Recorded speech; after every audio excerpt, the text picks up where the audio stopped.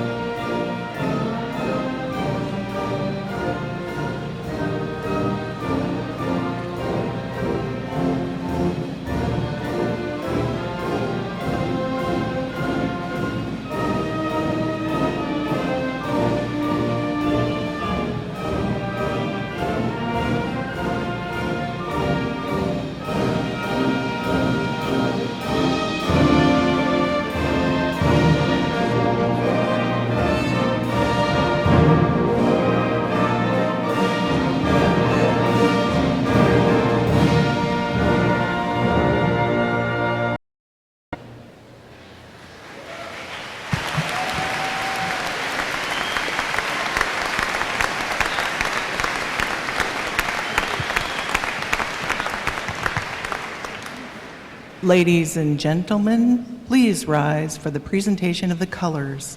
Then please remain standing as the UW-Stevens Point Senior Choral Music Education major, Dana Carlson, from Somerset, Wisconsin, sings our national anthem.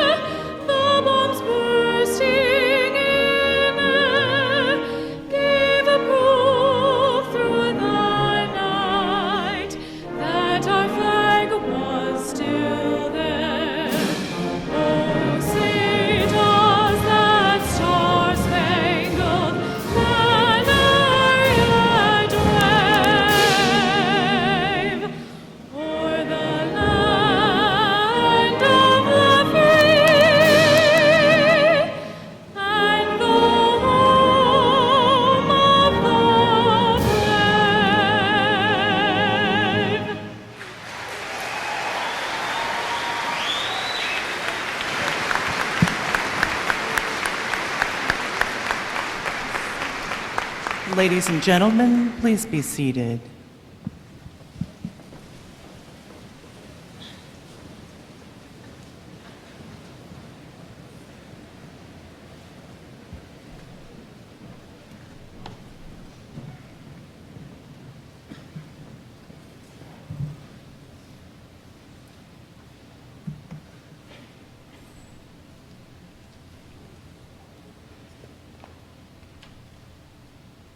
Dana and our university band, led by John Caldwell, you guys did a fantastic job. I love that music. Let's say thank you to them for such a job well done.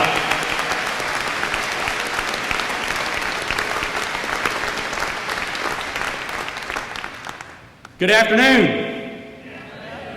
That's right. I'm Bernie Patterson, and it's my honor to serve as Chancellor of the University of Wisconsin, Stevens Point. And on behalf of our faculty and our staff of this great university, welcome to the 2015 Spring Commencement. There's a reason we call today Commencement. It is a day of new beginnings, of promising futures. And this day doesn't happen by itself. Just setting up this arena takes almost a week. And the planning goes on for several months.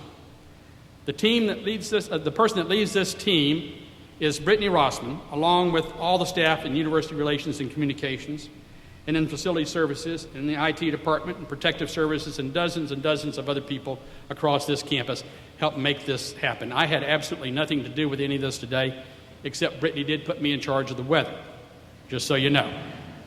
But they do a wonderful job. We have a great team at this university. Let's say thank you to them as well.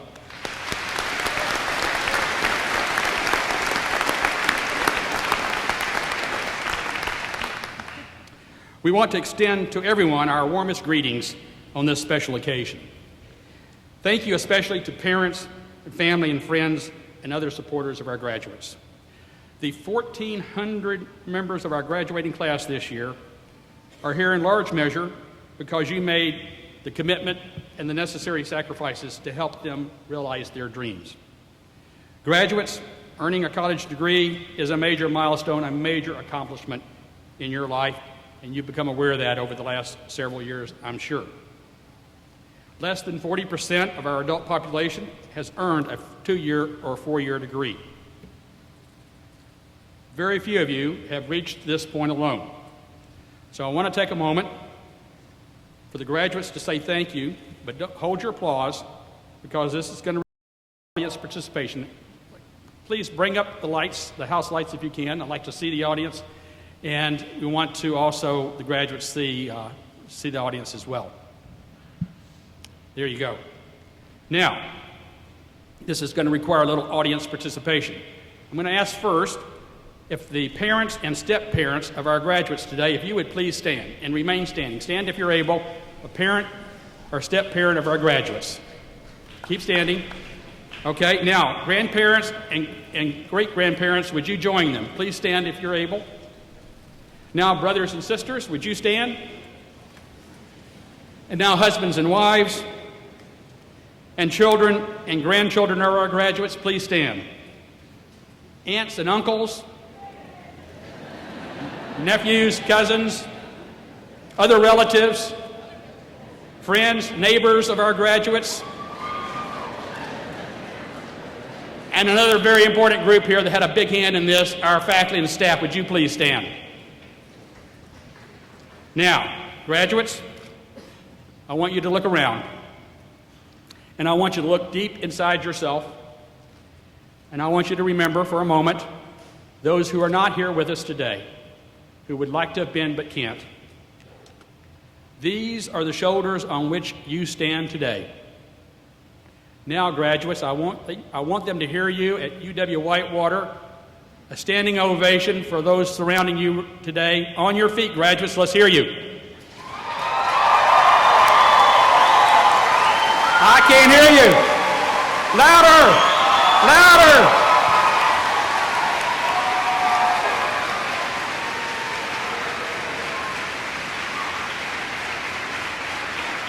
Well done. Well done. Thank you all. Please be seated. Thank you for participating.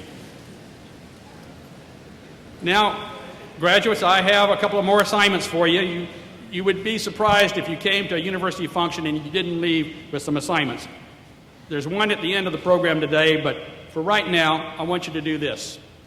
Take out your mobile device, your phone. I know you have them. You go everywhere with it. You sleep with them. You know, they're always by your side. Take them out. I know you already have them turned on. I want you to send a message. Now, you can do it the old-fashioned way using email or however you prefer, Facebook, Twitter, whatever your means of communication is. I'm going to dictate the message to you right now. Dear Mom, thank you. I love you. We'll wait for you. You can press send. You get the point. One other thing, graduates. Today, when this ceremony is over, your loved ones are going to meet you. They're going to sort through the crowd till they find you, or at least most of you. And they're going to give you a big hug. And when they do, I want you to linger just a bit longer, hug them just a bit tighter, and whisper in their ear, thank you, thank you, thank you. At this point in the program, I normally or sometimes I will call out a particular graduating student or perhaps a faculty member or a staff member that has done something extraordinary this year. But this time, I want to do something a bit different. I just want to say a word, if I may, to the faculty and staff of this university. You have met every challenge put before you, especially this past semester, and you have not wavered for one moment.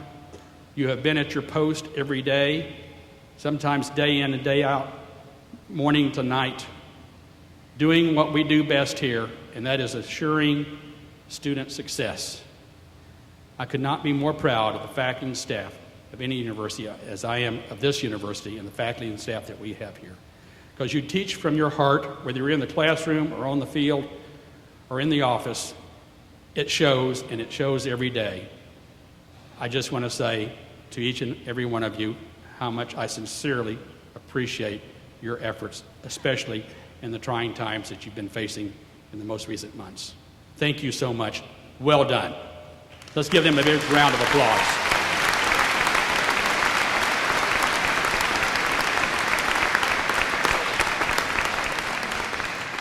Also, want to call out one of our deans this afternoon, Dean Jeff Morin. Where are you, Jeff?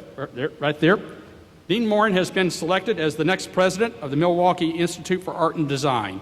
He will be the second university president this university has produced in the last 24 months. We're going to miss you here, Jeff, but congratulations on your new post. Well done.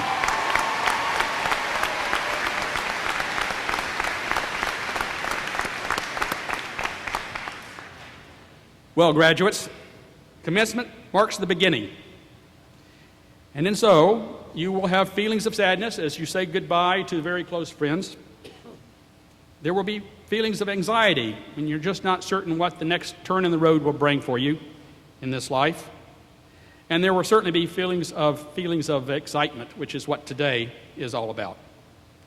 Commencement also marks a time of new responsibilities, a time to start paying it forward, a time to mold yourself into a servant leader, a time to make a difference. And there will be hundreds of opportunities. You need only recognize them and reach out to them, be it in animal shelters or schools or food pantries or nursing homes or helping clean up our lakes and our rivers. It is a time to support your community and to exercise your responsibilities, be it at the polls or through volunteer work or just making life better for a neighbor. You've all gotten a good start here at the university, thousands of hours which you have already donated to this university and to our community. You will find yet another example in your program today where many of you and your parents have already started giving back to the university and to the students that follow behind you. So now, let us celebrate this great occasion together. To introduce other distinguished members of our graduating class in the audience, please welcome our Provost and Vice Chancellor for Academic Affairs, Dr. Greg Summers.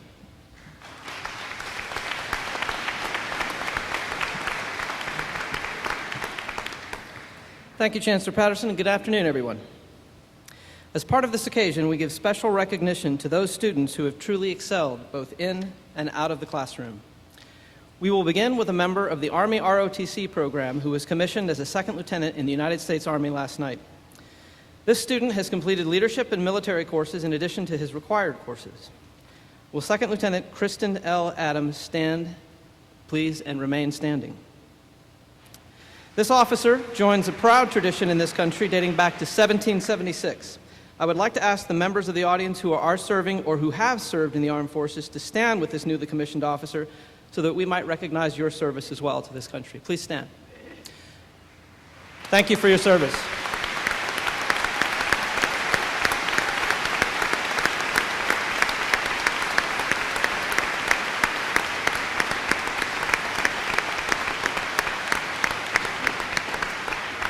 You may be seated. Next, will Phi Kappa Phi members please stand? Phi Kappa Phi is a national honor society that encourages superior scholarship in all academic disciplines and recognizes those persons of good character who have excelled in scholarship. The names of these outstanding students are also noted in the commencement program. Congratulations to each of you.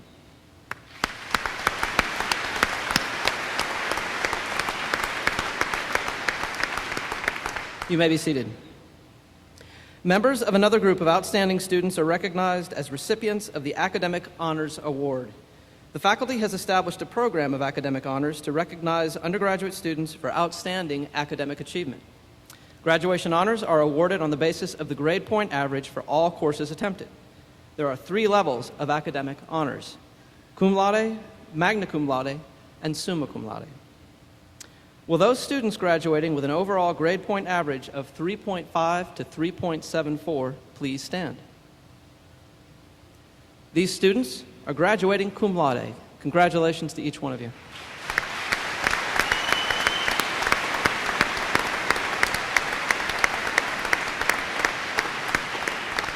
Please be seated. Next, will those students graduating with an overall grade point average of 3.75 to 3.89 please stand? These students are graduating magna cum laude. Congratulations.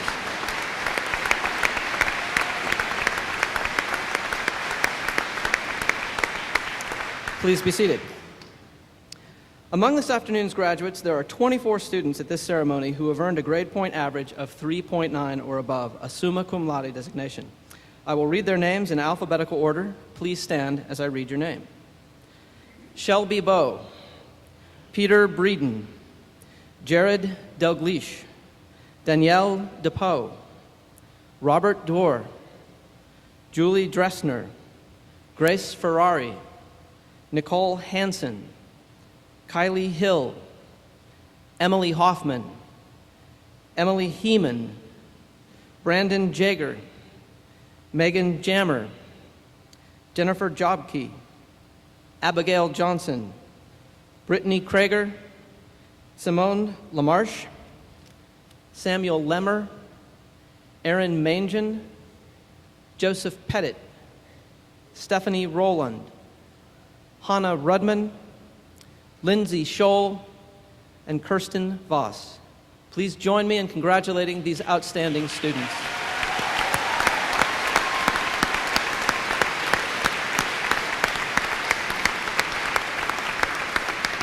You may be seated.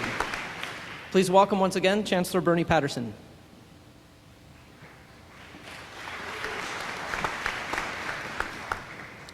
Thank you, Provost Summers. We are honored today to have as our spring commencement speaker Congressman Dave Obey. Born in Omogi, Oklahoma, Dave Obey served our state and our nation as a Wisconsin State Representative and then U.S. Congressman from the 7th District for 42 years. His parents were both natives of Wisconsin, and Dave was raised in Wausau. He attended Wausau East High School and received his Bachelor of Science degree in Political Science and a Master's degree in Russian Area Studies from UW-Madison. While his work in the U.S. House of Representatives is cause for praise, it is his unwavering commitment to the students, the faculty, and the staff members of the University of Wisconsin-Stevens Point that makes him truly inspiring. As the chairperson of the House Appropriations Committee, Congressman Obey helped to secure funding for facilities and programs at UW-Stevens Point that have had a significant benefit to the university and to the state of Wisconsin. Such programs include the expansion of the College of Natural Resources, environmental education curriculum development, Geographic Information Systems Training Center, and the Wisconsin Institute for Sustainable Technology. Yesterday, we had a special celebration in our university archives. UW-Stevens Point is now the home of the Obey Congressional Document Collection. We are honored also to be partners in this endeavor with the David R. Obey Civic Resource Center at the UW Center for Civic Engagement at UW Marathon County campus. Earlier today, Dave was also the recipient of an honorary doctorate in humane letters from the University of Wisconsin-Stevens Point.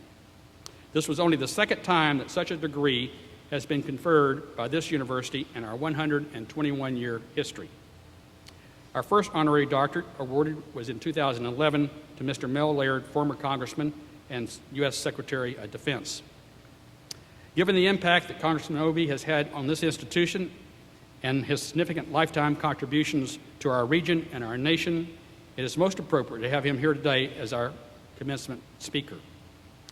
UW-Stevens Point class of 2015 and guests, will you please help me welcome our commencement speaker, Congressman Dave Obey.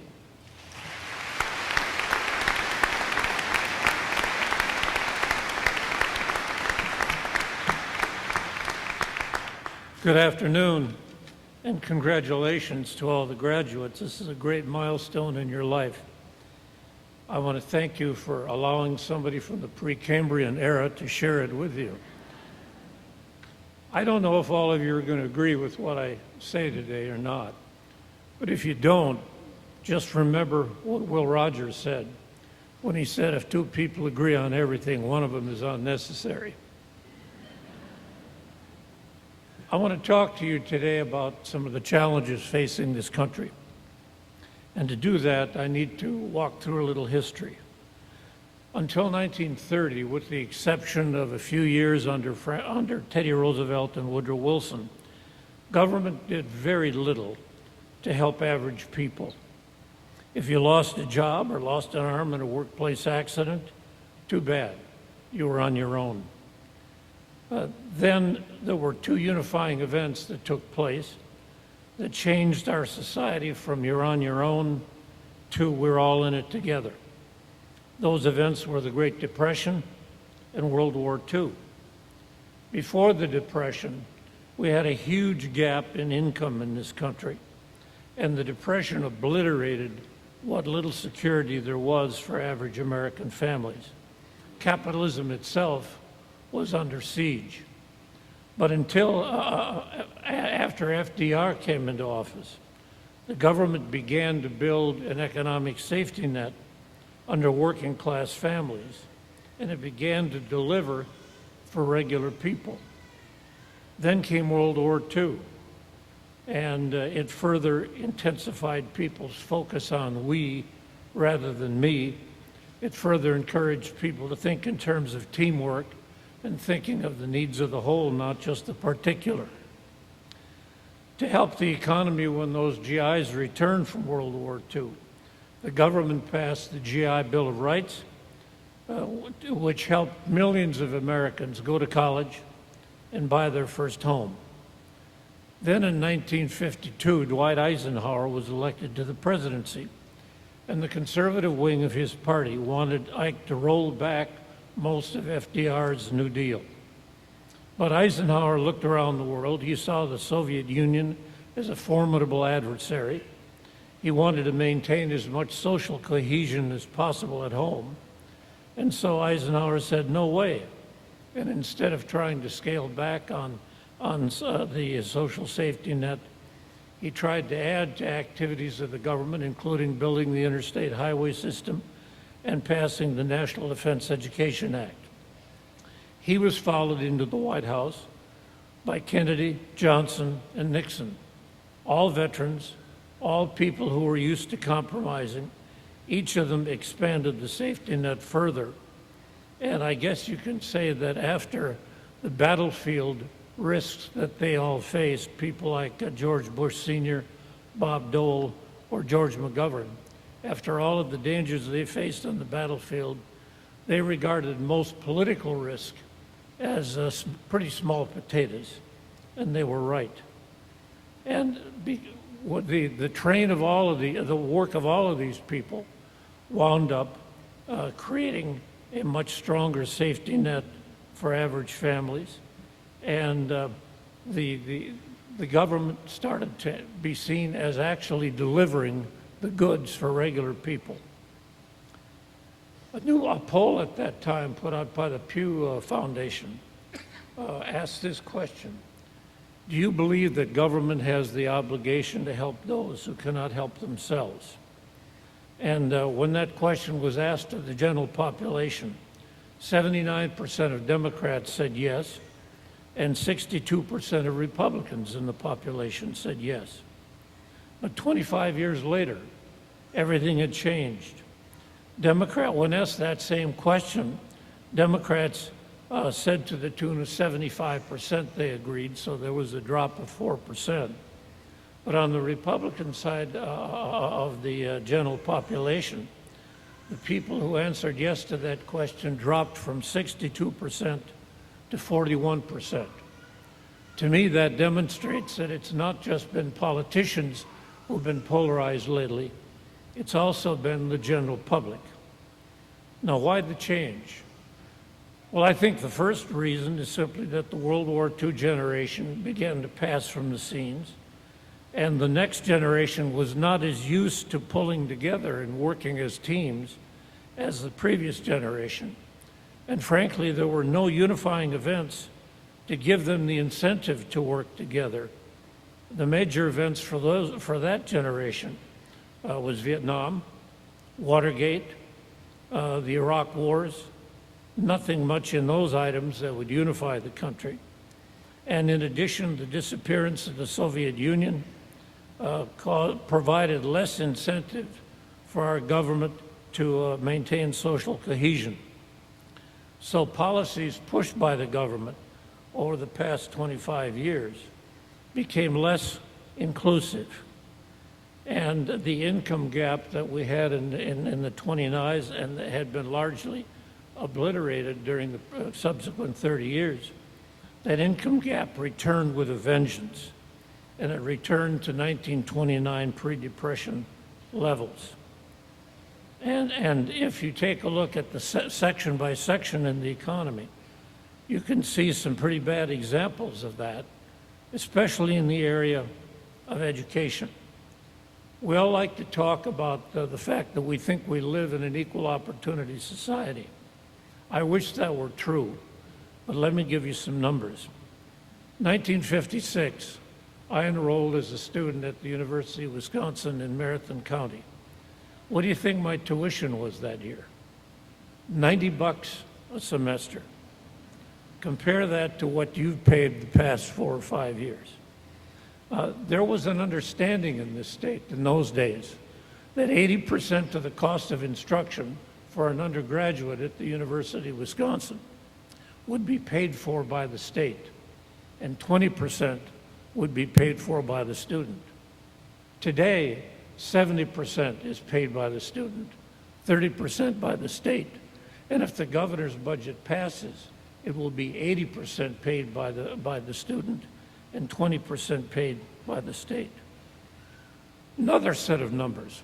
If you look at all of the 8th graders in the country and take a look only at the top 25% in terms of academic performance, all the really good students, if you then divide those students up in accordance of family income, you will see that if those students come from the wealthiest 25% in society, they have a 74% chance of graduating from a 4-year university. If they are exactly in the middle of the income stream, they have a 47% chance of graduating from a 4-year university. And if they're in the bottom quarter in terms of family income, they have a 29% chance of graduating from a 4-year university. Now, the main program that we've had through the years at the federal level to try to help people on those lower brackets has been the Pell Grant program. But for the past 5 years, Congress has been hell-bent to freeze that program. And in fact, the House Representatives' budget that passed just last week has further cut health and education and science by $4 billion. Now, you need to ask yourself a question. Are those actions consistent with your interests and your values, or are they not? Because we have become a winner-take-damn-near-all society, and that has huge implications for the future of this country. I want to give you another example. One TV network executive in this country makes $150,000 a day. Not a week, a day. That's over $1 million a week. Yet the House of Representatives has just passed legislation eliminating taxes on family estates above $11 million. Compare that to what is happening to one woman in this district who I know personally. She's on food stamps. She's disabled. She's bipolar. Her husband is long since left. She has 2 daughters. She gets a disability check of $1,060 a month. Her mortgage is $550. And after she pays the utilities and car insurance, she has $206 left for all of the other family expenses until the end of the month.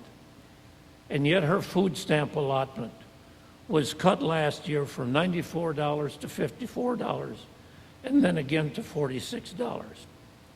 How much more of a burden do we want people like that woman to have to carry in this society? A few months ago, President Carter was quoted as saying this: "If you don't want your taxes to be used to help the poor, then stop saying that you want your country to be based on Christian values, because you don't."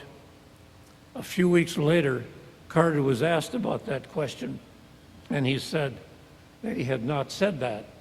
And then he paused and said, "But I wish I had." Now, you may not recognize it, you may not realize it, but all of you graduates today are privileged characters.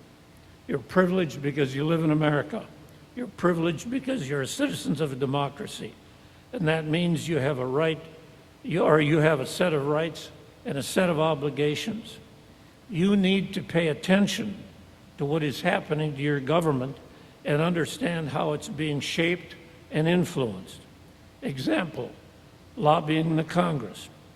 In the last 15 years, unions have spent $490 million lobbying the Congress. That's a lot of money. But corporations have spent $20 billion, 60-to-1 ratio. Money in politics. When I was elected to the State Assembly in 1962 from the Wausau District, I spent $1,160. Compare that to what happened 2 years ago in Marathon County when Senator Decker was running for re-election. 10 days before the election was held, he was comfortably ahead in the polls. And in those last 10 days, the opposition poured $500,000 into the campaign against him, and he lost $500,000. People need to realize what is happening when you combine the role of money in politics and you combine with what the politicians have done on redistricting. You see, the net result is to make the government hugely more unaccountable than it has been in the past. 2 years ago, for instance, 51% of the votes cast for state assembly candidates in Wisconsin were cast for Democrats. But because of the way the district lines are drawn, though that 51% only captured 39% of the seats in the assembly. Republicans drew those lines in Wisconsin, but Democrats did the very same thing in Illinois. And you need to understand what the consequences are. When you create so many lopsided districts, whether those districts favor the Democrats or the Republicans, when you create so many lopsided districts so that you don't have a prayer of beating an incumbent, what does that do? Number one, it removes the pressure for compromise, because if all you have to do to get reelected is to care about the needs of your own partisan supporters, and you don't have to worry about what people in the middle or people on the other side of the fence think, then what happens is government is unreachable. And no matter how outrageous the conduct of certain politicians, you can't get at them because the numbers simply aren't there. So my advice to you on that score is don't vote for a single politician in either party if they will not promise to vote to change the way legislative districts are drawn so that they are drawn by citizens' commissions, at least in the first instance, rather than leaving them in the hands of the politicians. You cannot trust either party to draw lines which will be fair and square so long as one party controls the whole shebang. So it's in your power through the use of the vote to get politicians to change the way they redistrict. One other suggestion that I have. In the 42 years that I was in Congress, lots of people from home came into my district in Washington, and they would ask me for lots of things. Usually it was money. Before I would listen to what they wanted, I had them read a sign which I had hanging on the wall in my office for years. And that sign said this: "Is there anything you want me to do for somebody besides yourself that's more important than whatever it is you want me to do for you?" Because in a democracy, if you cannot answer that question, if you have not at least thought about that question, then you are a public menace, and you need to recognize it. So what I would ask you to do is to remember, in the future, when you ask things of government, remember the needs of the whole, not just the needs of the particular. Remember the needs of lots of people who aren't like you, rather than thinking only of the people who are just like you. And remember the words of Teddy Roosevelt, who said this: "This country will not be a good place for anybody to live in until we make it a good place for all of us to live in." Thank you very much, and good luck to you.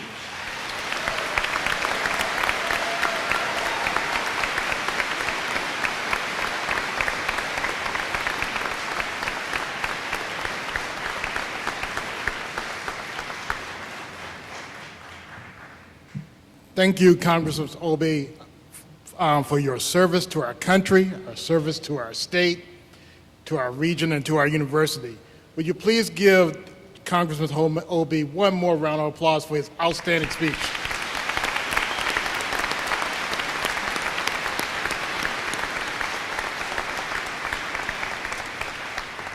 Well, good afternoon. I'm Al Thompson, Vice Chancellor for Student Affairs, and I'm here to introduce our Spring 2015 class speaker, Alicia Dimetz. A resident of Cudahy, Alicia is a speech-language pathology major. She graduates today earning a Master's of Science in Communicative Disorders. At this time, I would like to recognize Alicia's parents, Lynn and the late Ronald Dimetz. Lynn, if you're in the audience, could you please stand so we can recognize you at this time? Thank you. Thank you for the wonderful job of raising a wonderful child. And as I read her quick bio, you'll know why I'm saying that. As an undergraduate, Alicia was involved in the National Student Speech Language Hearing Association and was a member of the Sign Language Club. She also earned the Chancellor's Leadership Award and the Albertson Award.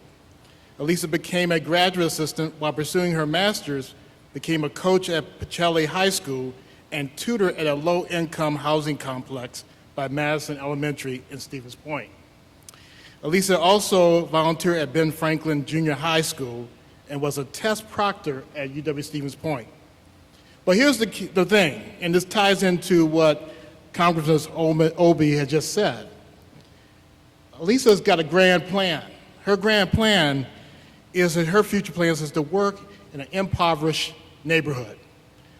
A school district that's low income, she will be a speech and language pathologist. At this time, would you please welcome Ms. Alicia Dimetz.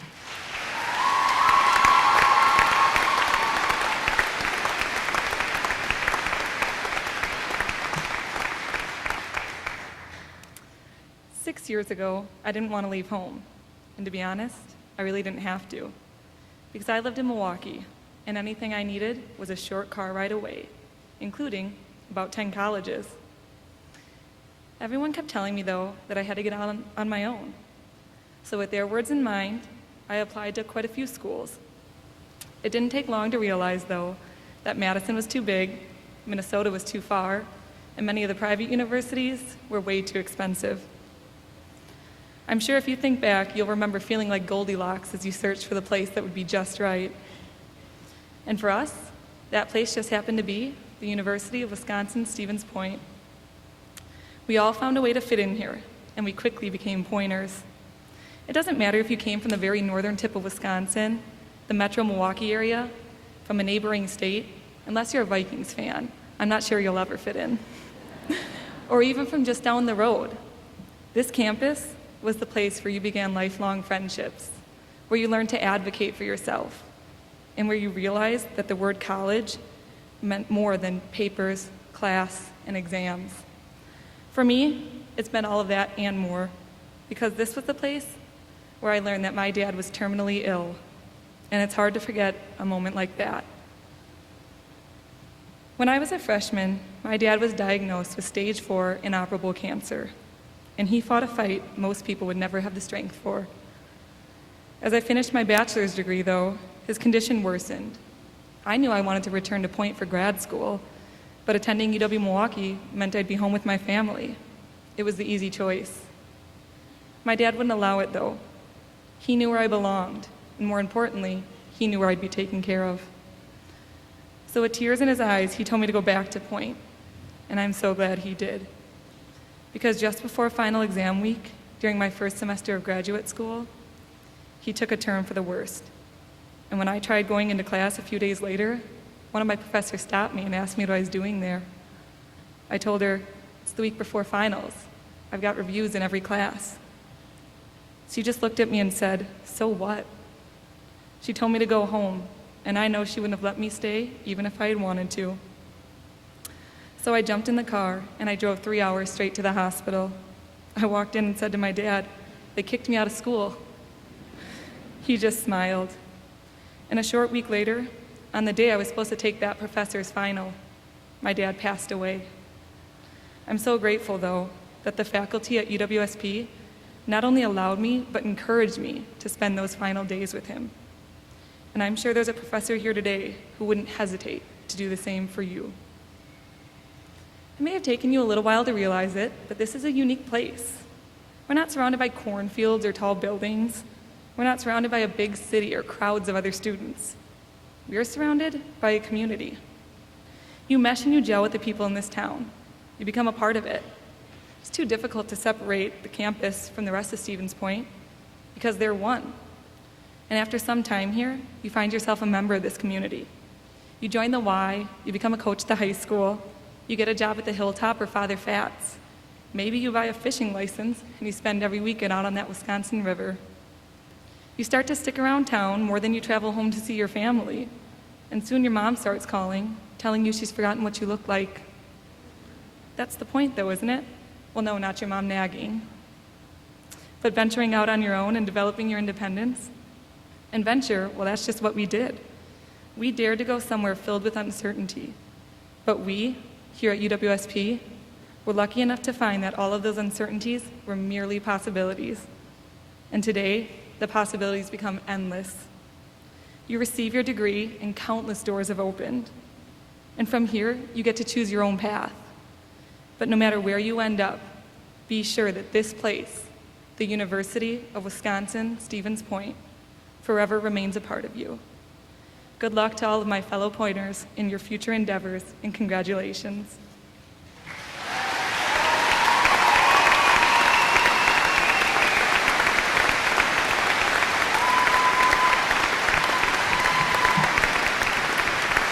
Lisa, thank you for that outstanding message. Well done.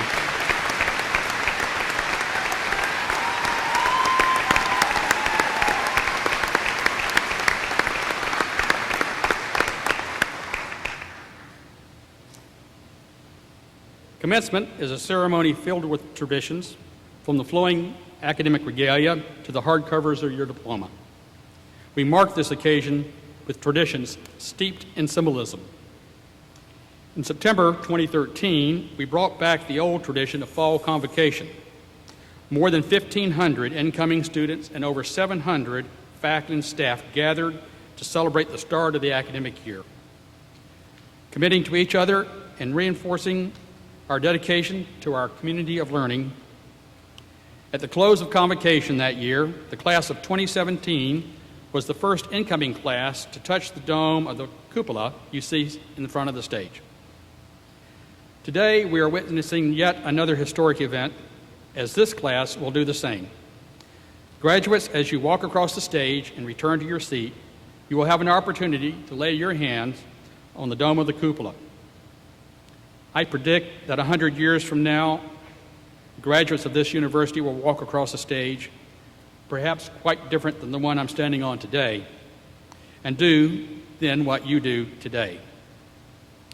What might this cupola look like 100 years from now?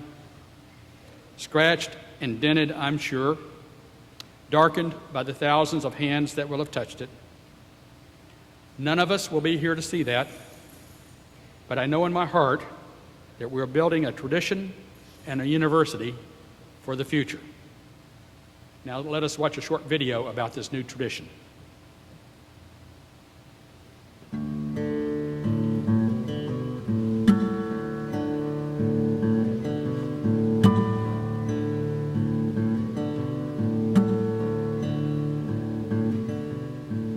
From its founding in 1894 as a teacher's college to its current role as a comprehensive university, one symbol has continually represented the University of Wisconsin, Stevens Point: the cupola. The architectural pinnacle of the university's first building, Old Main, the centerpiece of the university logo, the most photographed structure on campus. The cupola was built to serve a very practical purpose. It's an air vent. Through the decades, the cupola has come to serve another purpose, as a beacon, a guiding light for students, alumni, friends, and community. Carefully restored in 2011 with a gift from alumnus Jim Eggert and his wife Kathleen, the 22-foot-high cupola renovations included the enhancement of LED lighting fixtures and a new weather vane, replacing the original iron structure that stood atop Old Main for more than 100 years. In 2012, Chancellor Bernie Patterson commissioned a replica of the cupola to be a tangible part of university ceremonies, including two of the most important events on a university campus: convocation and commencement. Artisan Joe Hoover, in consultation with university instructor Bill McKee, spent more than 250 hours creating the replica from materials significant to the university, community, and the region. The base of the replica is white pine from Marathon Park in Wausau. For stability, the center of the base is filled with old lead curtain weights from Jenkins Theater in the Noel Fine Arts Center.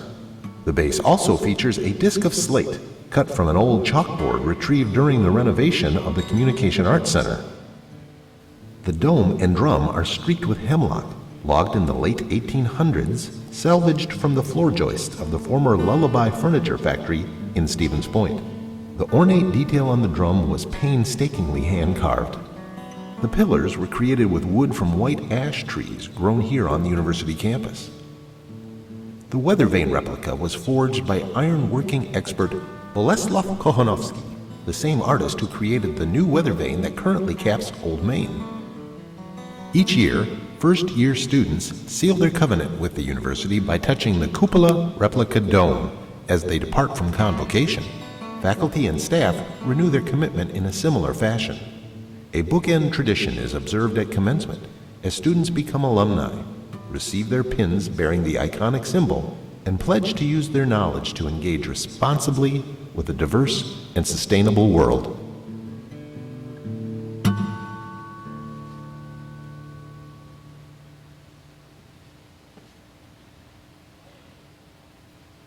It is now my pleasure to introduce UW-Stevens Point alumnus, Mr. and Mrs. Andrew and Shana Halverson. Andrew graduated from UW-Stevens Point in 2001 with a Bachelor of Arts degree in Political Science and Public Administration.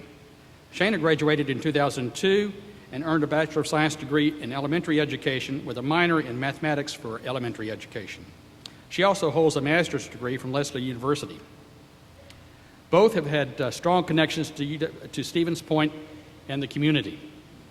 Andrew served as former mayor of Stevens Point, and was UW-Stevens Point Alumni Association Board of Directors member.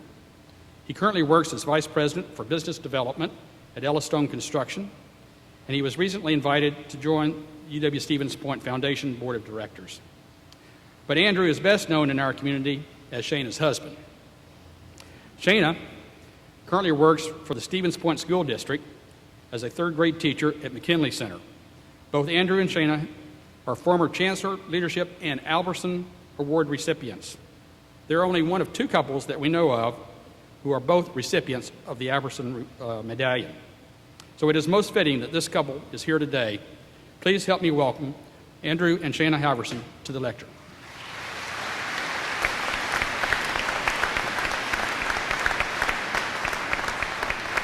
Chancellor, thank you very much. And I do have to pause for a minute and talk about a local parade where that's certainly the case when most of Shana's students are along the parade route.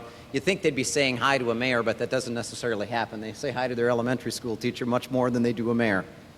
I also want to pause and talk very quickly about the comments that I heard from your student representative today. It makes me unbelievably proud as the former mayor of this city and an alumni of this university to hear how seamless the university and this community is connected. Something we are all very, very proud as all of your extended family. It is our honor to lead the UWSP alumni pinning ceremony here this afternoon. Graduates, when you processed into the ceremony site today, you were each given a UWSP lapel pin attached to your name card. Now is the time to take out that pin. Please turn to the person next to you. You may have had classes together, or this may be the first time that you have met, but you already connected as Poynter alumni. At this time, I ask that you secure that connection by attaching your pin to your neighbor's gown. Shana and I will do the same.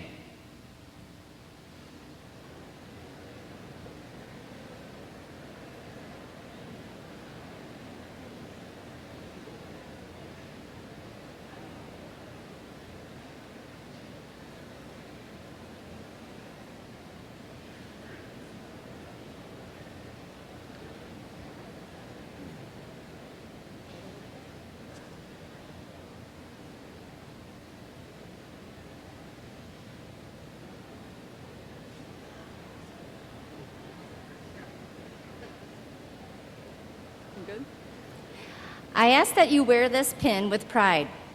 Cherish the memories of the time you spent at this university.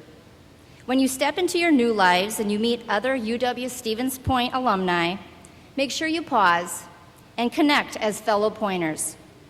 If you see a Pointer not wearing a pin, give them yours. You can then call or email Alumni Affairs, and they will send you a new pin to replace the one you shared with your fellow Pointer. Congratulations, class of 2015. We are counting on you to share the Pointer spirit, continue the Pointer legacy, and carry on this Pointer tradition. And remember, Pointers lead the way.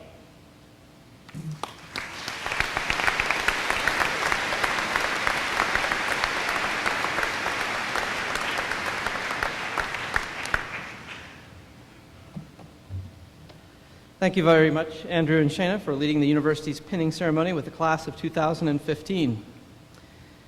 Graduates, we are now ready to confer the degrees. The first being the Doctor of Audiology program, a joint program between UW-Stevens Point's School of Communicative Disorders and UW-Madison's Department of Communication Sciences and Disorders. Will the candidates for doctoral degrees please stand? Chancellor Patterson, on behalf of the graduate faculty of the University of Wisconsin-Stevens Point, it is my privilege to present the May 2015 candidates for the Doctor of Audiology degree in the College of Professional Studies. I recommend that contingent upon successful completion of the degree requirements, they receive the diploma of this university and that the appropriate degree be conferred upon each of them. By the authority vested in me by the Board of Regents of the University of Wisconsin System and upon the recommendation of the graduate faculty of this university, I confer upon you the degree of Doctor of Audiology, together with all the honors and privileges that pertain thereto. Congratulations.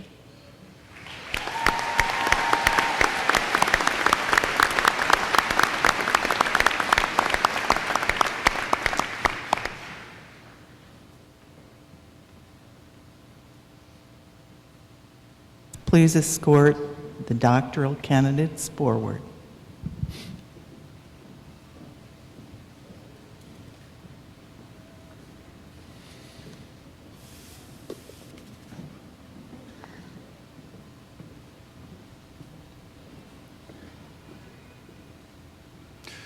College of Professional Studies, clinical doctoral degree candidates, hooded by Dr. Julia King. Jared Drummond.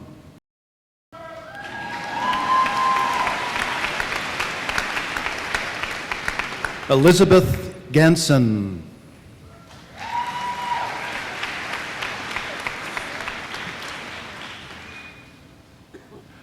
Melissa Sigmund.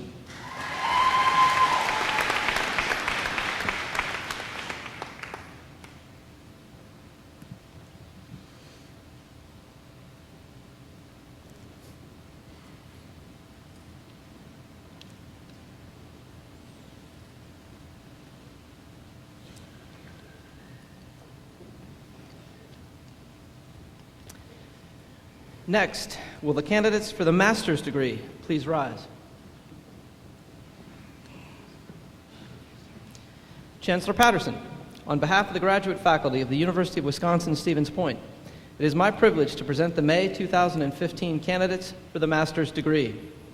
The graduate faculty and I recommend that, contingent upon the completion of all degree requirements, each candidate be conferred with the master's degree and in testimony thereto be given the diploma of this university. By the authority vested in me by the Board of Regents of the University of Wisconsin System, and upon the recommendation of the graduate faculty of this university, I confer upon you the master's degree with all the honors and privileges that pertain thereto. Congratulations.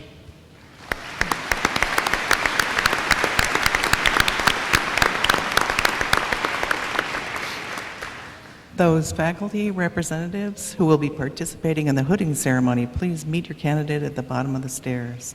Candidates, please remain standing. Marshals, please escort the master's degree candidates forward.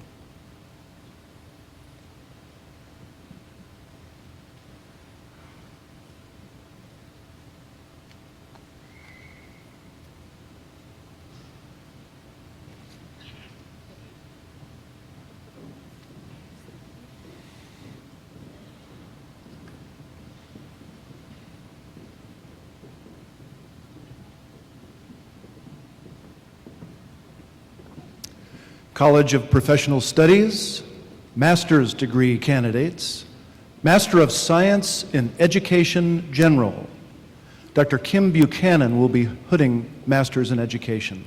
Brant J. Bailey.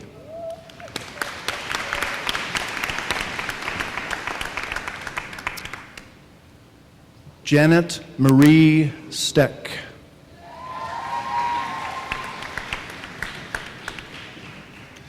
Master of Science in Community and Organizational Leadership, hooded by Dr. Terry Eidelma. Abby Bergeron.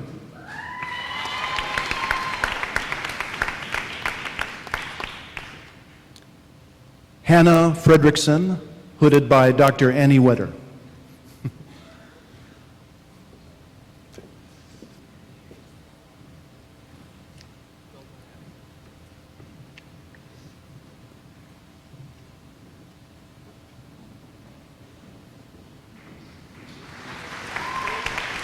Jessica Zarnke.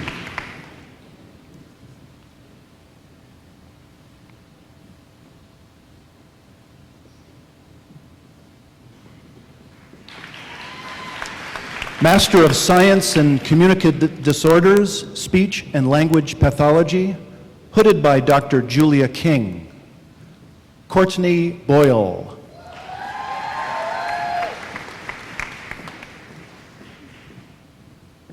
Jamie Bergen.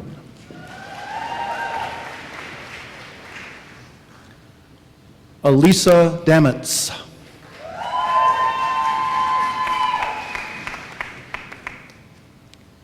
Elisa Furkis.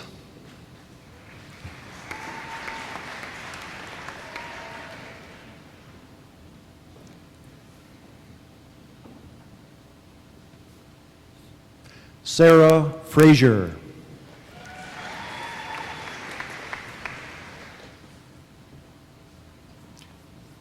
Ellen Louise Frederick.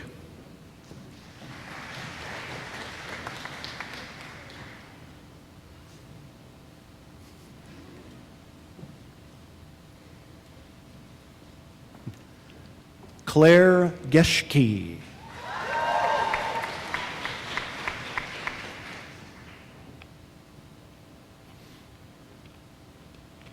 Amy Hawes.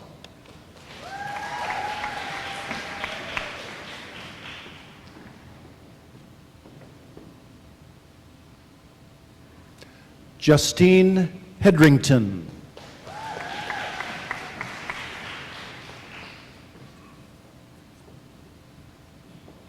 Katie Marie Henning.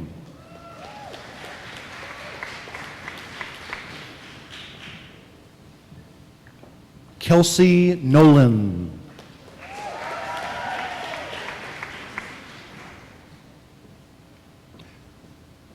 Abigail Konitzer.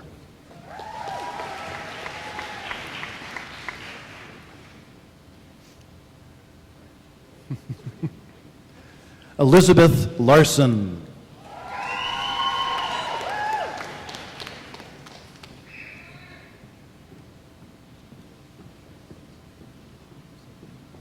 Chelsea Marcellini.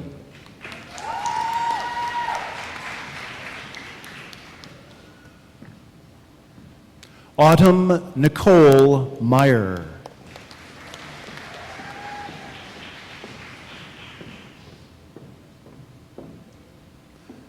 Brianna Jane Miner.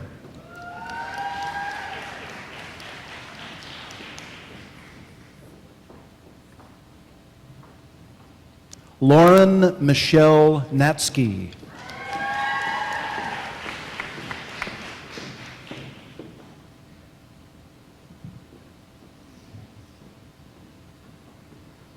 Kelly Nikolai.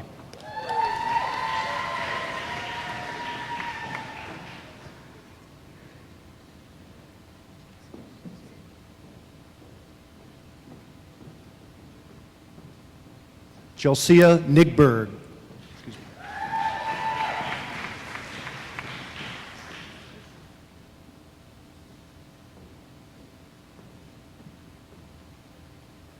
Rachel Ozicki.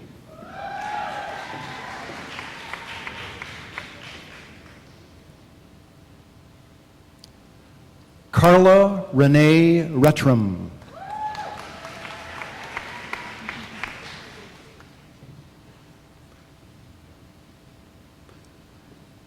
Cassandra Reynolds.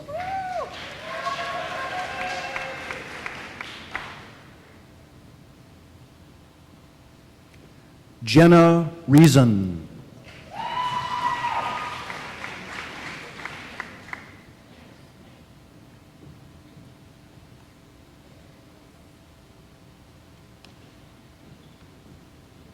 Ashley Shaber.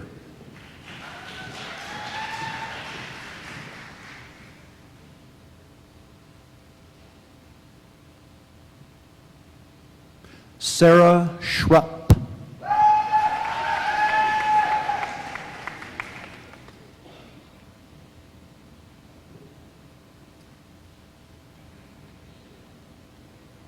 Anna Schumann.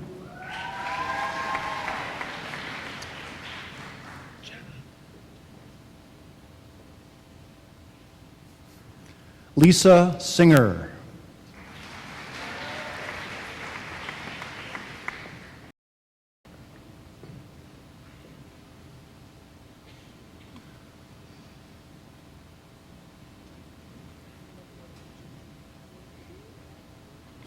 Lindsay Wahlberger.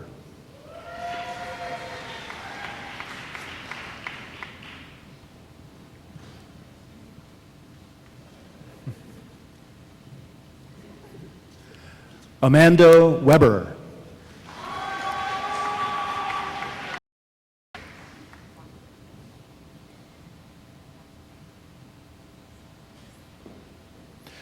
Jenna Weiler.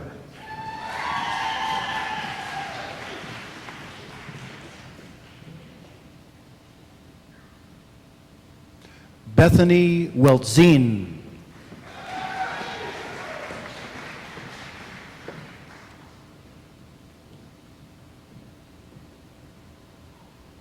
Caitlin Jane Zeman.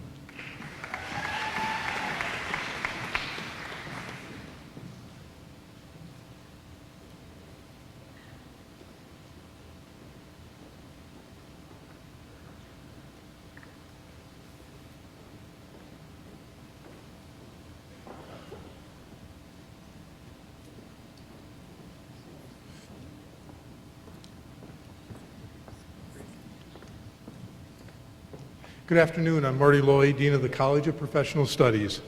Will the candidates for bachelor's degrees in the College of Professional Studies please stand?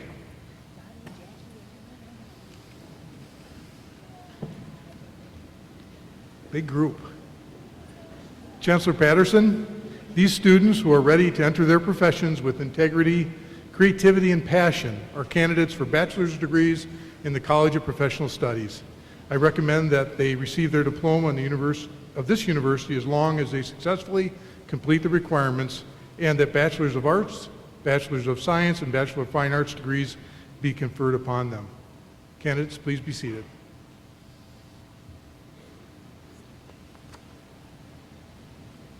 Good afternoon.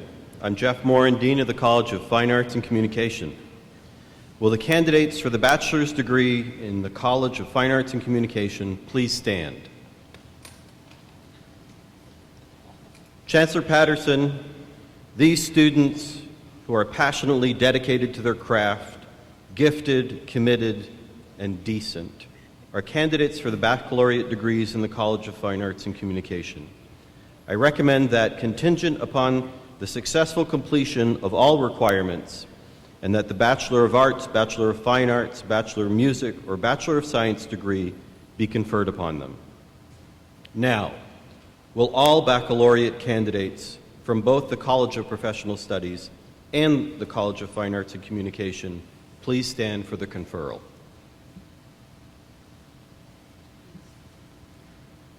By the authority vested in me by the Board of Regents of the University of Wisconsin System, and upon the recommendation of the faculty of this university, I confer upon you the baccalaureate degree with all the honors and privileges that pertain thereto. Congratulations. You may be seated.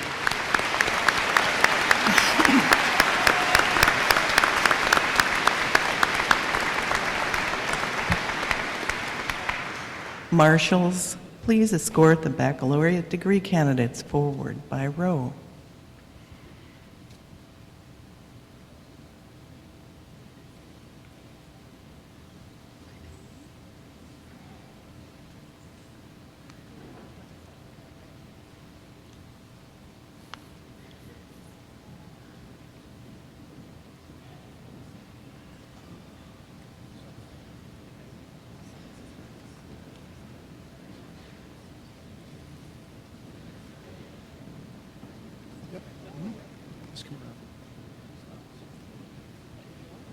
College of Professional Studies, bachelor's degree candidates, Bachelor of Arts.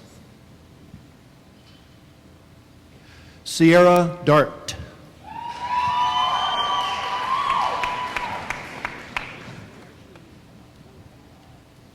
Sonia Guevara Susanatka. Kayla Hunt. Young Beck Jean.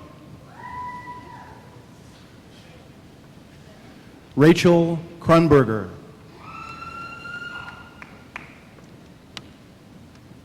Kimberly Kukowski. Sarah Danielle Kais. Simone Lemarche. Alyssa Mullins. Catherine Emma Olson. Ashley Remington. Emily Steinmetz. Adam Stressing. Daniel Sullivan. Kayla Sue Wiersma. Victoria Worth. Hyushin Chu. Bachelor of Fine Arts. Angela Rose Avini. Jessica Bauer. Daniela Cabrera Obaco. Professor James Cook will be presenting the diploma. Anna Frassetto. Elise Frona. Brent Hugg. Kara Jansen. Naomi Loabele. Andrea Mikowski, excuse me. Nathan Pasha.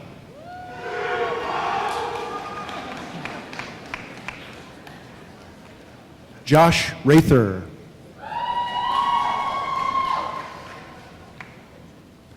Miranda Marie Sadowski. Elizabeth Schaefer. Catherine Ray Sella. Kendall Fry Waddington. Ashley Weber.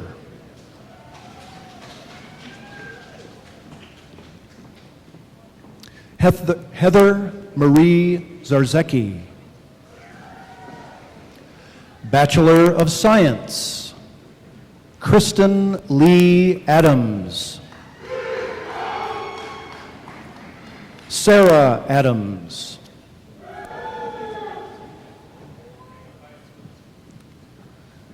Jose R. Aguirre. Alyssa Marie Albert. Paige Patricia Albrecht.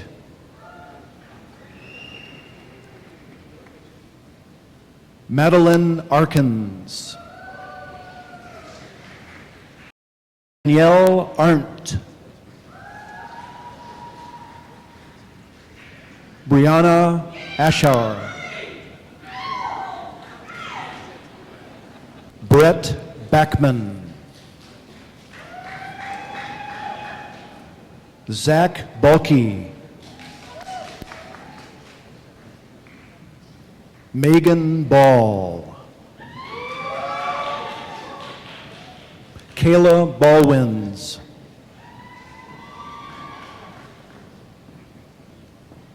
Lee Bartnick. Morgan Battenberg. Lindsay Bauer. Jessica Bile. Ashley Jean Bouchard. Alicia Beckman. Ezekiel Banke.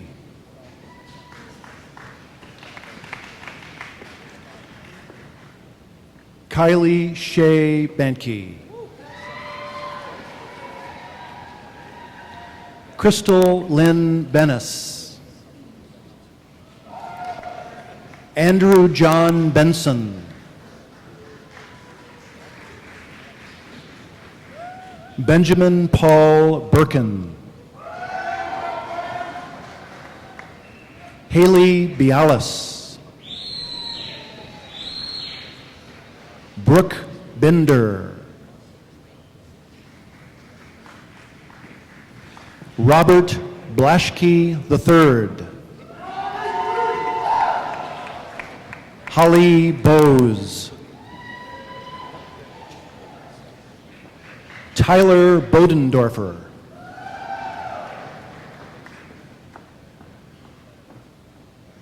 Shelby Bovey. Amanda Brown. Matthew Bright. Sarah Brewer. Kyle Brody. Esmeralda Brown. Travis Brown. Benjamin Brundage. Michelle Brushhaber. Olivia Lee Bruette. Crystal Buchholz. Jesse Burrow.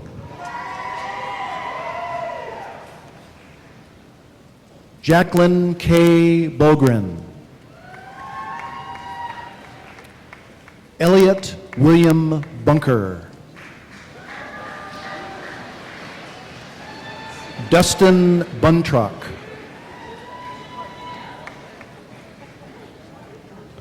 Taylor Burish.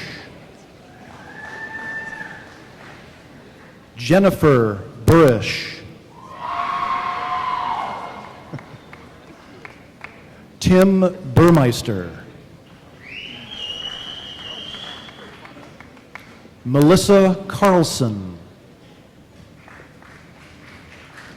Liu Chang.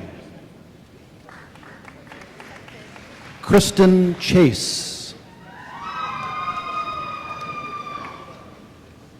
Robert Chipleski.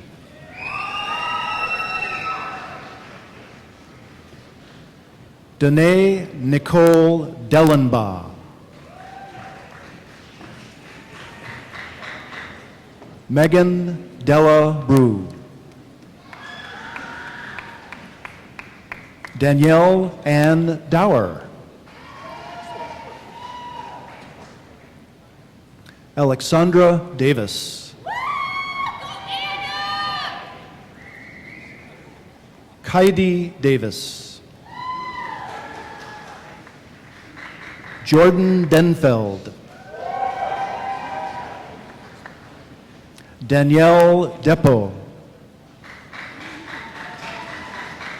Amber DeWitt. Daniel Diebitz. Todd J. Detelm. Aaron Dodson. Erin Michelle Doherty. Julie Dressner. Brian Michael Driebel. Katie Rose Duff.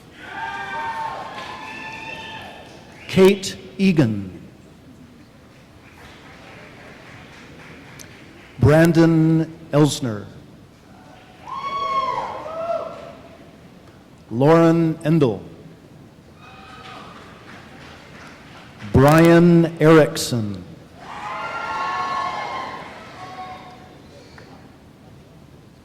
Hallie Erickson.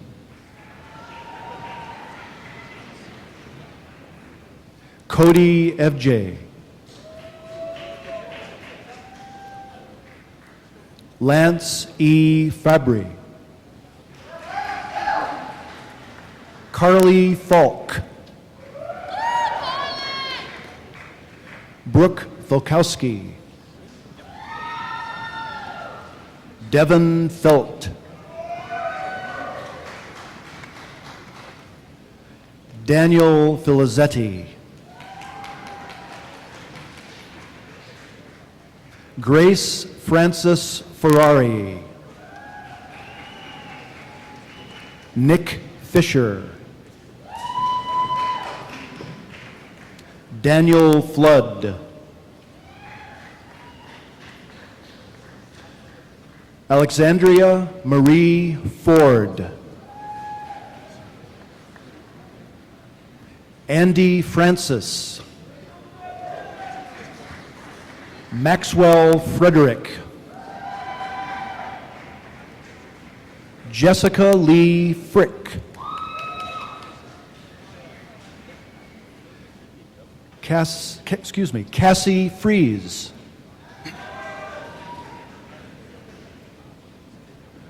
Ven Huen Gaw.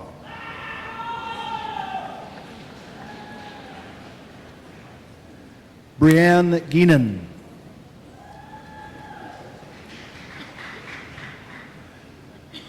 Nicholas Geiger.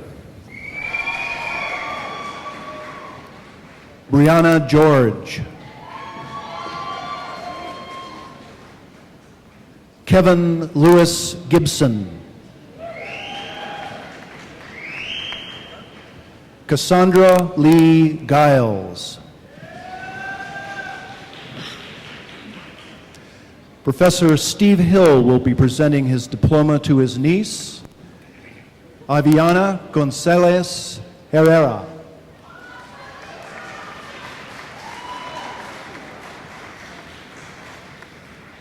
Amy Gramstrup.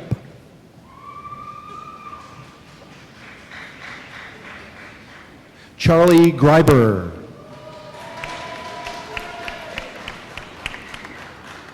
Kayla Griffey. Melissa Gruen. Matt Gross. Rebecca Grolke.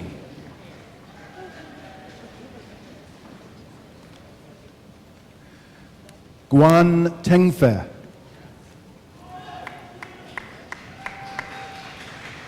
Stephanie Hagler. Justin Hale. Zachary Hall. Cody Hannick. Nicole Hansen. Jeremy Hardkey. Jenna Rose Hartfield. David Hebert. Jessica Helminger.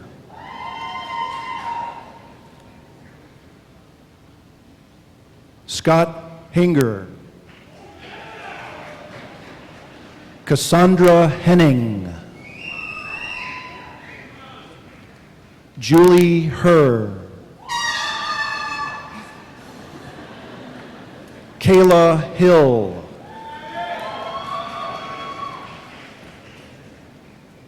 Kylie Jo Hill.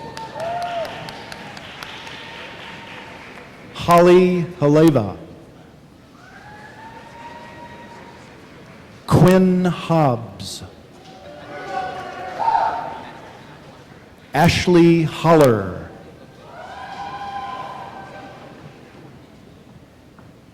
Michael James Hovde. Casey Joe Hutton. Lisa Ingalls. Trevor Jackson. Brandon Jager.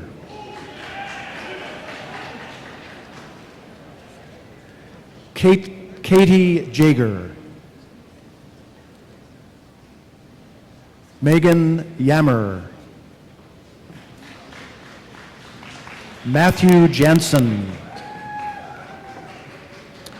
Ethan Jensen. Christine Jessen. Jennifer M. Jobkey. Dayton Johnson. James Johnson. Carly Johnson. Kyle Johnson. Emily Jorgensen. Allison Kahneman. Van Kang. Taylor Killax. Shannon Kiltusky. Matthew Allen Kleinhunts. Anna Marie Klepetke.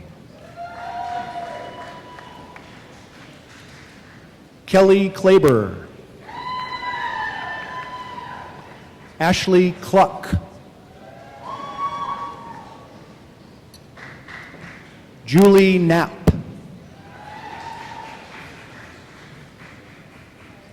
Christina Knowlton. Zach Caskey. Amanda Kraus. Ryan Kraus. Shelby Krieb.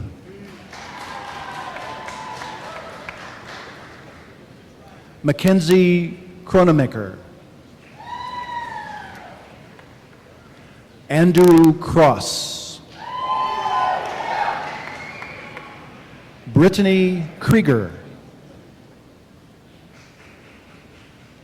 Cassandra Evelyn Crum. Jonathan Krushwitz. Noah Kruzitsky. Julie Krill.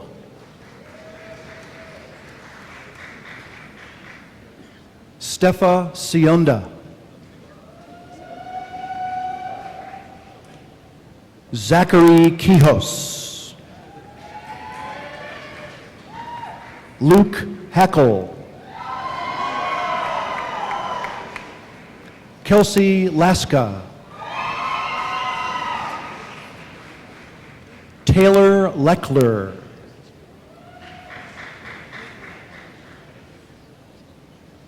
Sarah Marie Ledvina. Bradley Lehman. Samuel Paul Lemmer. Stephanie Lepak. Ren Lieburn. Caitlin Lindner.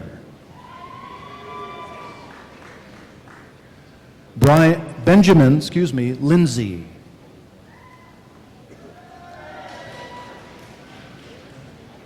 Jenna Littleberry.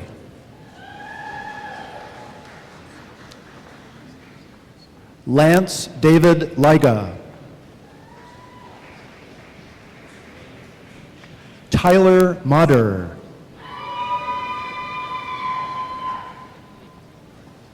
Erin Lynn Mangan. Taylor Marioni. Caitlin Markowski. Ryan Martell. Brian Martinson. Caitlin Marks. Jennifer Maltra.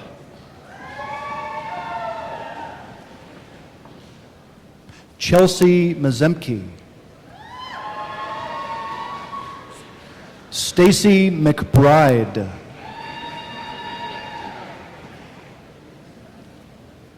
Marissa Minke. Megan Melikar. Emily Mitchin. Sarah Elizabeth Mongen. Sierra Mueller. Haley Neighbor. Brennan Nelson. Marky Lee Nelson. Kelly Marie Newmiller. Jamie Nichol. Jacqueline Nowak. Magdalene Nicole Nowak. Tia Nowak. Brianna Odell. Michelle O'Rourke. Angela Obermeyer. Anna Olson. Annie Olson. Mindy Olson. Samuel Usandai. Patricia Ostrom. Jonathan David Paul. Michael Paisley. Caitlin Palazzolo. Haley Poyubicki. Levi Clement Pearson.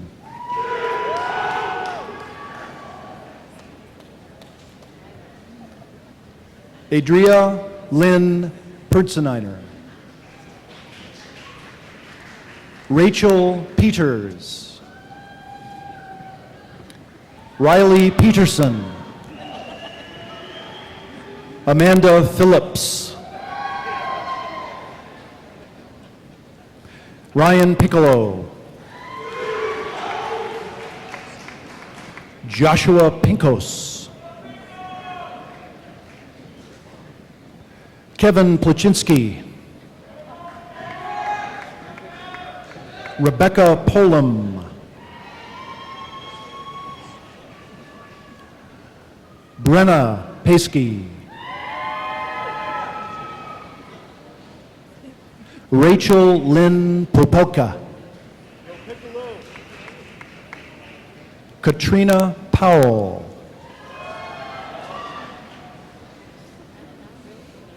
Samantha Pratt.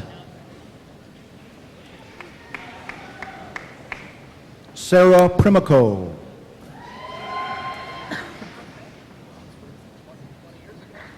Jesse Pronziski.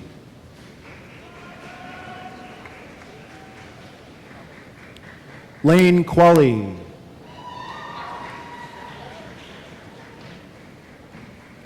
Lainey Quinlan.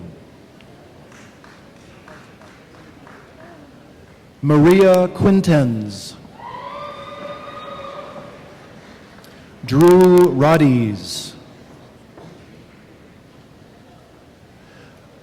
Riley Ann Regenfusis, excuse me.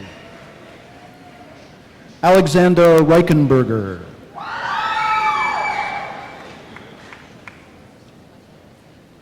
Leah Reinetskus. Kristen Marie Regal. Catherine Marie Richland. Claire Stephanie Reardon. Daniel Reilly. Roland. Selena Romaneshko. Amanda Ross. Justin John Ross. Ashley Marie Rothmund. Jessica Ruck.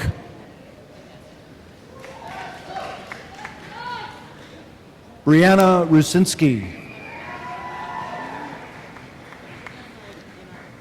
Cassandra Elizabeth Salmon. Derek Sampson. Pamela Sankey. Jessica Jane Sabasville. Nicole Schmidt. Courtney Rose Schneider. Lindsay Scholl.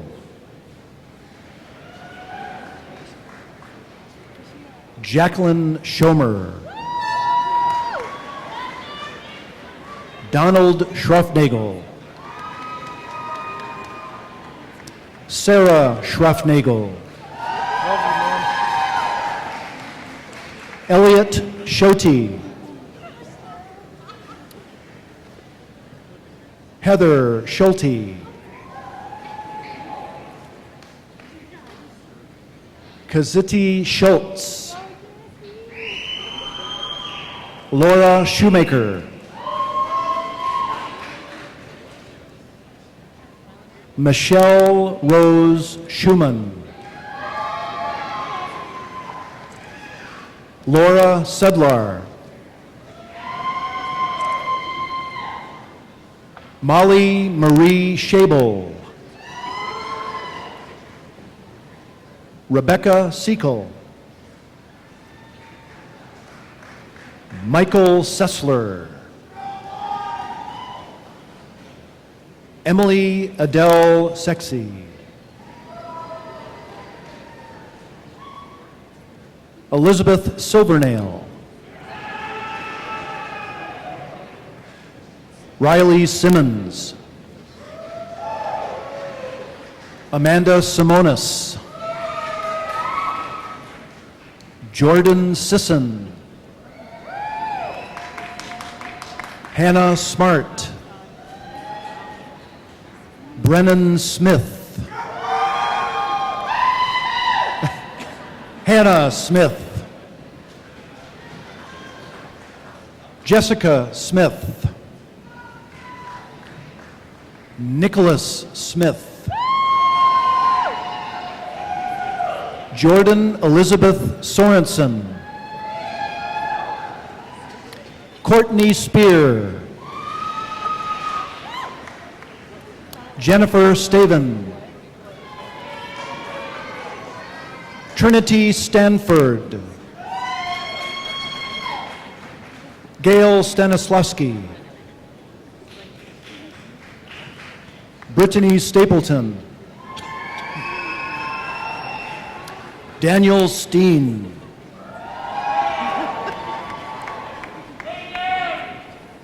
Catherine Ann Steiger. Harold Stelt.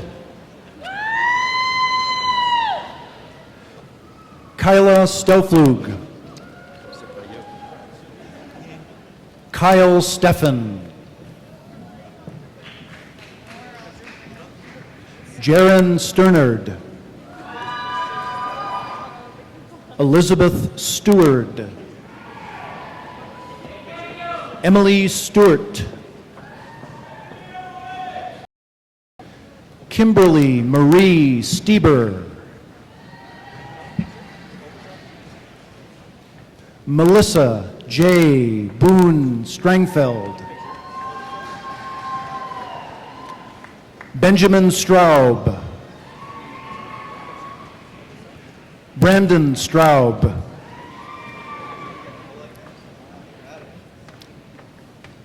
Paige Catherine Sullivan.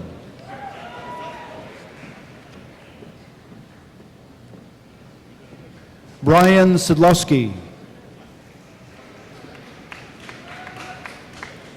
Huanji Tan.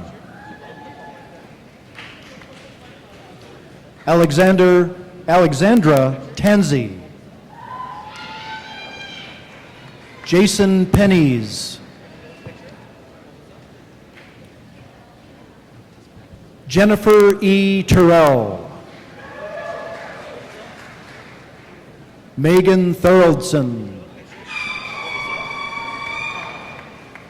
Cody Theory. Emily Joy Thompson. Shanna Thorson. Kirsten Tosh. Hiroko Tsuburaki. Clarice Turk. Josh Ernest. Samuel Van Alstine. Sarah Van Dre. Deanna Weitenhunts. Frederick Vermeeren. Kirsten Voss. Marissa Vries. Rebecca Wagner. Michelle Marie Wanty.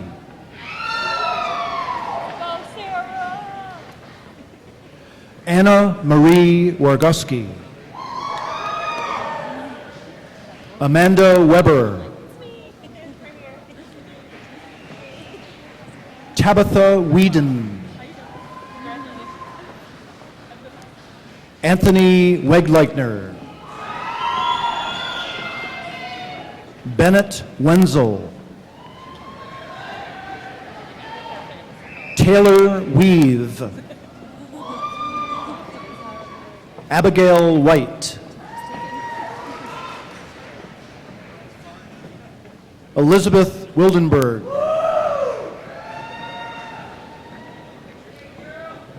Sarah Wildish. Jensen Walgemuth. Ryan Wilkuch. Hannah Wiest. Professor James Cook will be presenting this diploma. Yuki Yoshida.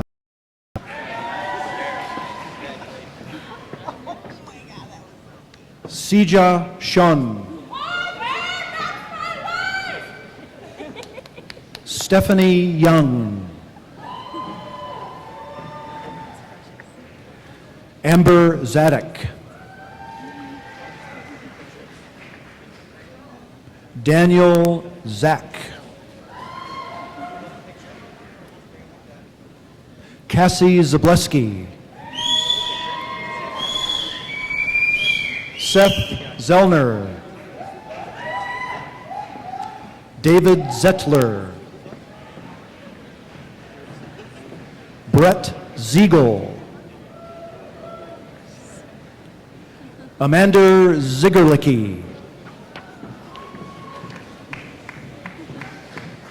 College of Fine Arts and Communication, Bachelor of Arts.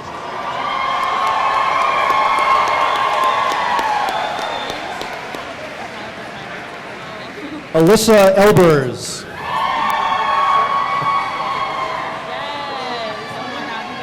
Alyssa Burby.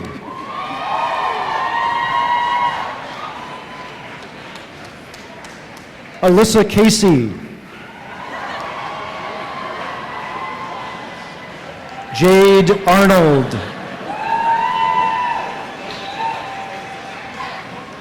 Hayden Clifton Barber.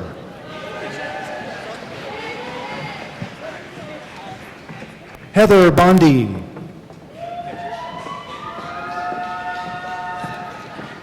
Laura Braun. Carolee Caputa. Katrina Capwell. Jenna Lee Creighton. Catherine Del Giaco. Lauren Dewey, excuse me. Robert Dorr. Hallie Amanda Evenson. Matthew Foltz. Julia Flaherty. Emily Fritz. Emily Glinsky. Michelle Marie Gress. Mark Hanna. William Helmke. Michaela Hilgart. Emily Heeman. Thomas Paul Jacobson. Abigail H. Johnson. Thomas Kutza. Megan Lee Kosoki.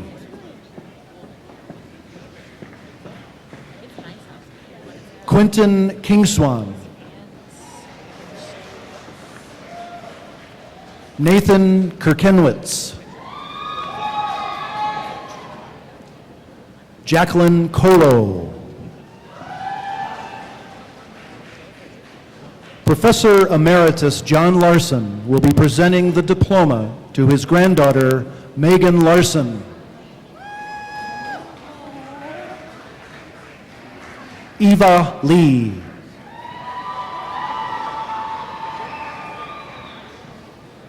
Monica Marie Linas. Abby Lip. Micah Little. Olivia Locasio. John Lonetree. Amy Markham. Rachel Metke. Madeline Mickelson. Allison Christie Markeen.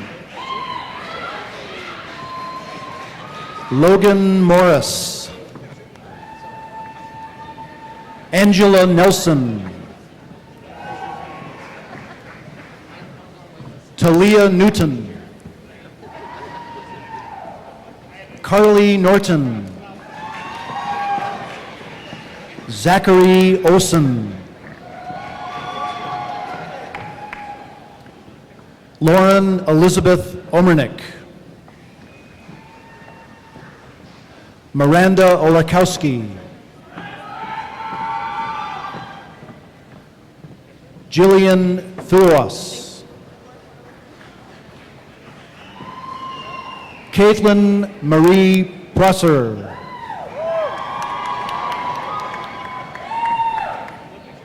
Aaron Reinders. Joey Risky. Hannah Schenzer. Megan Ann Shelfke. Lauren Seward. Hi. Oh my gosh. Dylan Shanahan, excuse me. Okay, goodbye. Kellen Skidmore.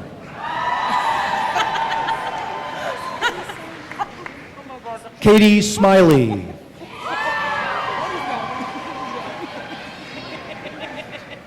Dana Speth. Alexandra Spiotto.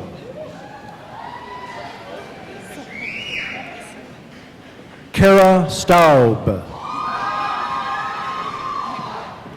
Catherine Zombanfalvi. Stella Ann Taylor. Hannah Timler. Michaela Jo Tusberg.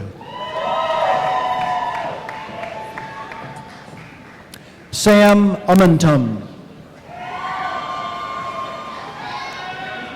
Aaron Vakes.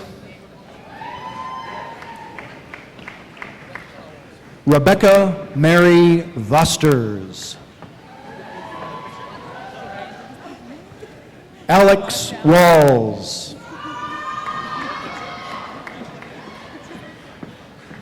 Maggie Zeller. Brandon Helmers. Bachelor of Fine Arts. Hector Acuna.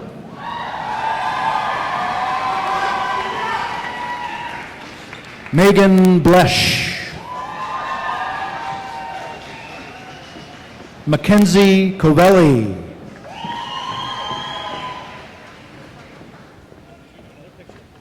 Taryn Marie Erickson.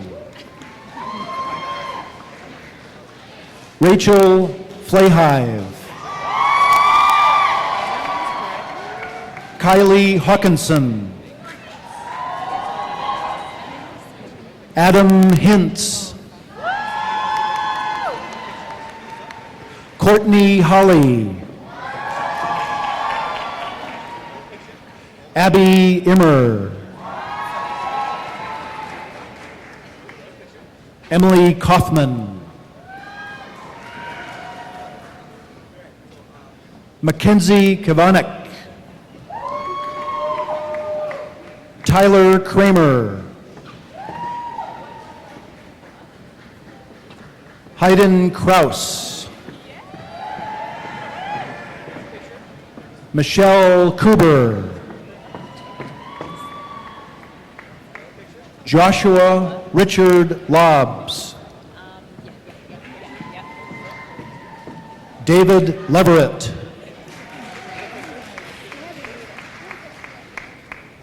Emily Loney.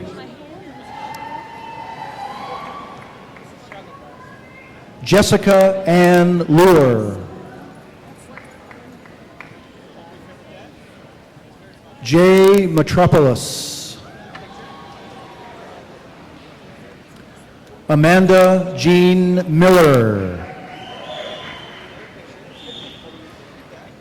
Sarah Miyanaka.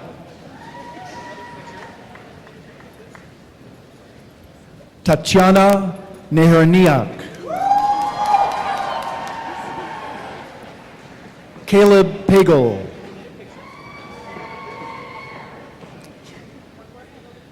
Caitlin Pep. Megan Pollock.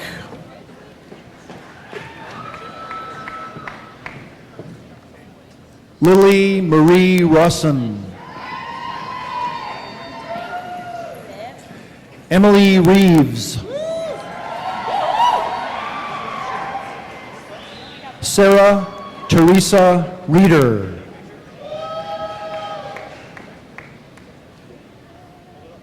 Zachary Rouse.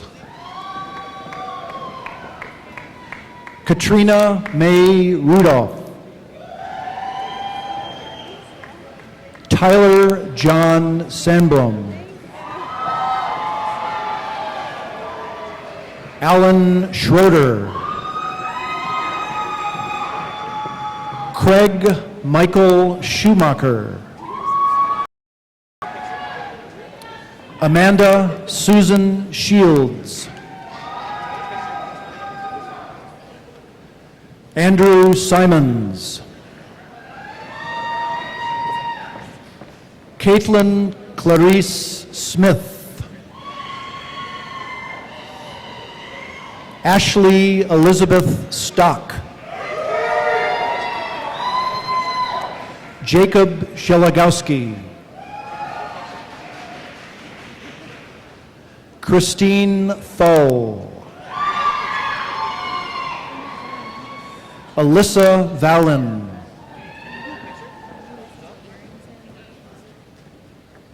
Margaret Waldmeyer.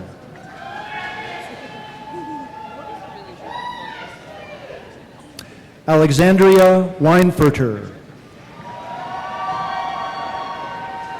Cole Witter.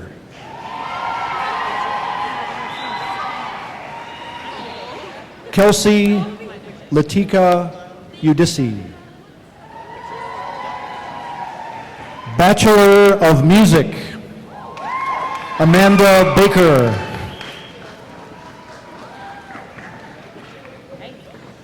Amanda Belaine. Peter Braden. Dana Carlson. Matthew Clark.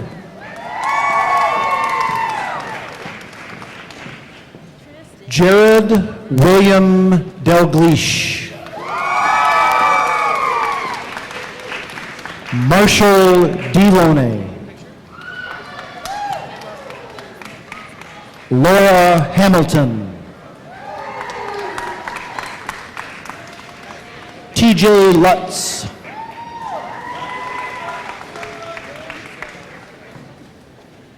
Chris McRae. Amanda Marzuski. Matthew Azowski.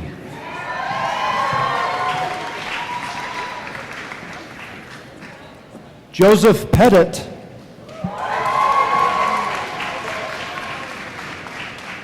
Aaron Vollmer. Bachelor of Science. Maria Anderson. Haley Berickman. Megan M. Burris. Eating Say. Jason Campbell.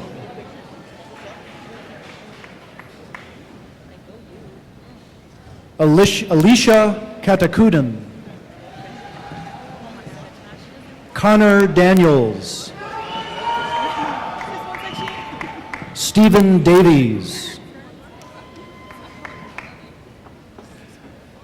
Gina Juliana Diedrich. Megan Fullerton.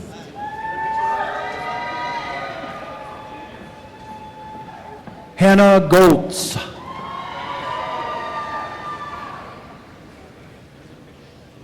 Elizabeth Hayden.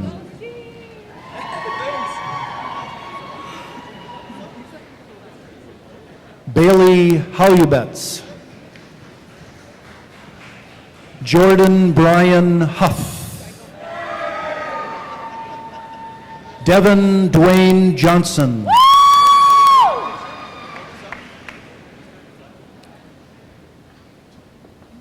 Tristan Gianni Kelly, a King, excuse me. Alex Kirchman. Kayla Koska. Tanya Kowalski. Alexandria Lambert. Emily Margison. Madeline Marshall.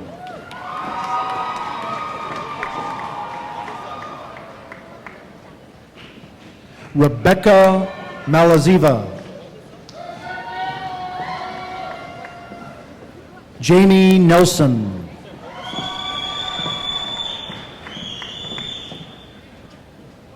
Amy Nowak. Danielle Nystrom.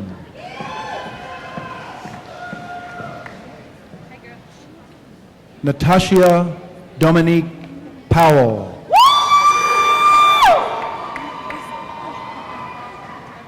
Austin Shirky.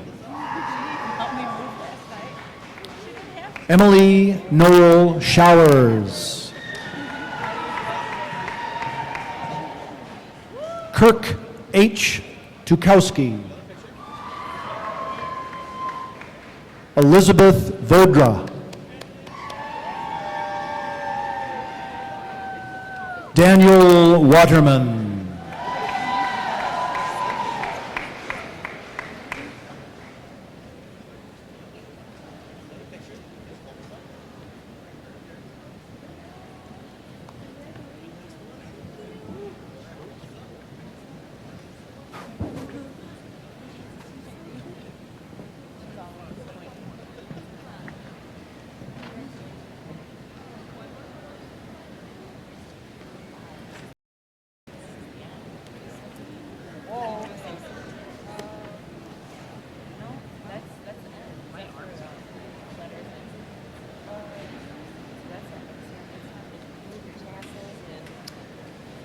Graduates, you may move your tassel to the left side of your mortarboard to indicate your graduation.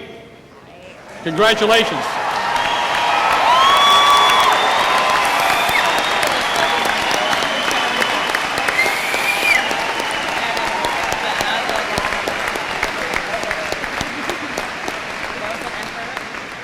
Graduates, we hope that you will always consider UW-Stevens Point your home and a place to come back to and visit often.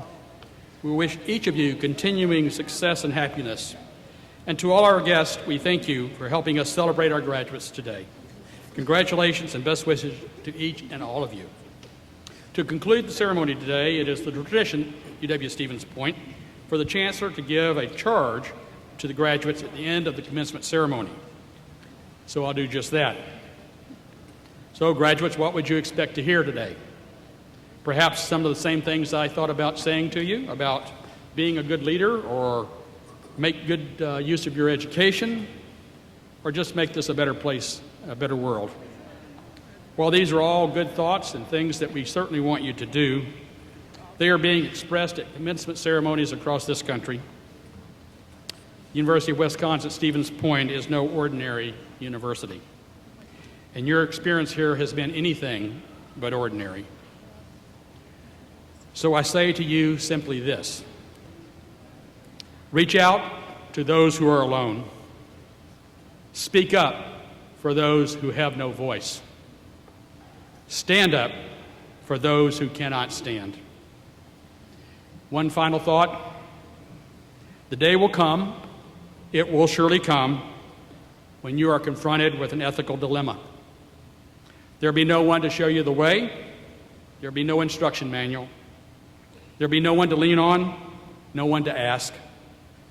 There'll be no one to text and no one to call, and no one to reach out to on Facebook.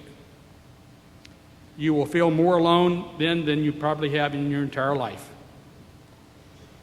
At that precise moment, when it is up to you and you alone, what you will have to lean on, to call upon, is your foundation in life. That is your Pointer education, and if you are a person of faith, your faith in God. Now go and be servant leaders. Godspeed. Congratulations to the class of 2015. Go Pointers!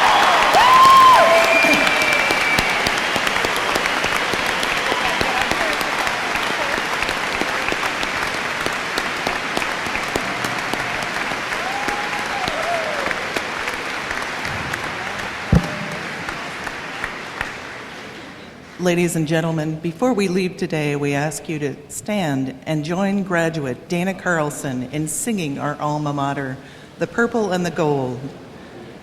Joined by the UW Stevens Point Band. The song was written by former music professor James Arrowwood. The words and music are printed on the last page in your commencement program.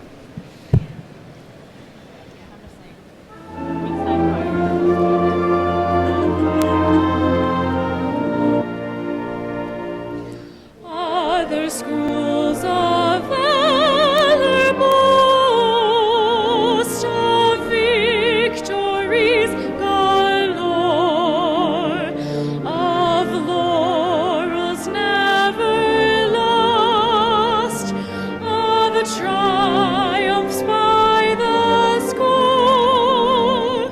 Let them tell you of their prowess, of warriors strong and bold, but their colors ever lower to the purple and the gold. Alma mater of Wisconsin, dear Stevens Point, we toast, recalling our times of challenge and repose on the banks of old Wisconsin. Alumni glories told, we offer our allegiance to the purple and the gold.